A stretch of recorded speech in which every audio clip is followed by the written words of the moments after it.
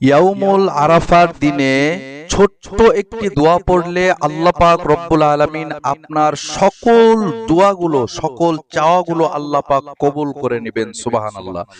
ছোট্ট একটি দোয়া ইয়াউমুল আরাফার দিনে আপনি যদি পড়তে পারেন, আল্লাহ পাক রব্বুল আলামিন আপনি যা চাইবেন আরাফার দিনে আল্লাহ পাক তাই দিয়ে দিবেন। সুবহানাল্লাহ।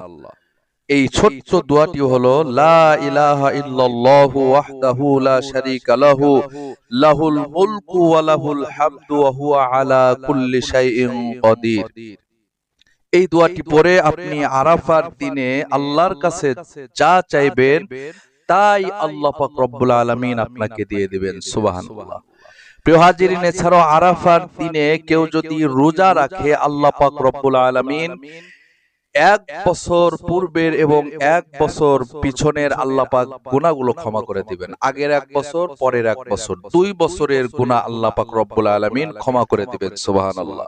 এই আরাফার দিনের রোজা আমরা কবে রাখবো? আরাফার দিনের রোজা হলো নির্দিষ্ট প্রত্যেকটি দেশের 9 জিলহজে আরাফার রোজা। সমস্ত উলামায়ে কেরামের মত এটি।